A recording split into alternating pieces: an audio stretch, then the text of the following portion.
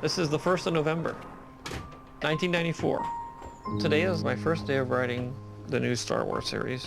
This is the hole I live in, a cave I hibernate in. I have beautiful, pristine yellow tablets, ready to go. Nice fresh blocks of pencils. I'm all set. All I need is an idea.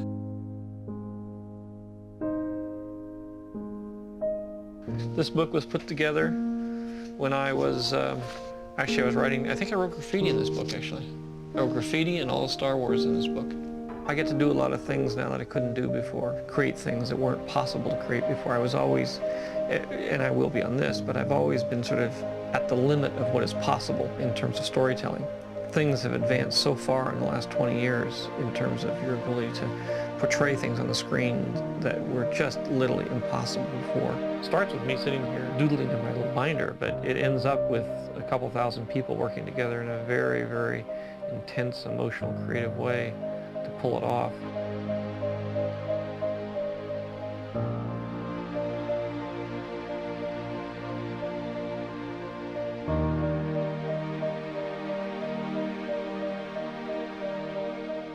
And so I was lucky enough to find my path, my passion. And I realized after a few years that I was following on everything I did, I was following something I really cared about, something I loved, something I was passionate about. And I kept following that passion. And eventually it led me to my huge passion, my real passion, which was making movies, which combined all of those things. And I realized that no matter which route I took, because I cared about all of them, they all led to the same place. So I think it's very important not to do what your peers think you should do, not do what your parents think you should do, or your teachers, but to do what you inside, or even your culture thinks, but do what's inside you. You know, when I went to film school, everybody said, well, you're nuts. What are you going to film school for? You know, nobody from a film school had ever gotten a job in the film business. Just had never happened. But once I fell in love with it, there was no going back, even though I had absolutely no chance of making it in the film business. You live in two worlds here. Happiness is pleasure, and happiness is joy. Pleasure is short-lived. It peaks and then goes down. It peaks very high. But the next time you want to get that same peak, you have to do it twice as much. On the other hand is joy.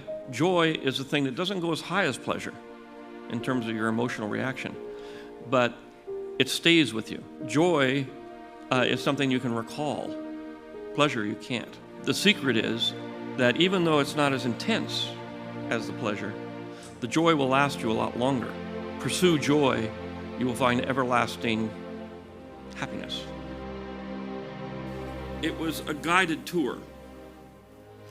And it was a guided tour because I followed my passion. I followed what I loved. When I had that choice of Star Wars being a success, I said, I'm going to try to make a go for it. And so I invested in the next movie and, you know, borrowed money from a bank and everything. I had everything at stake. But it went over budget and everything, almost lost everything, but I did it. And I did it primarily because I didn't want the studios to tell me what to do. I didn't want them coming and commenting on my work and putting their little ideas in there.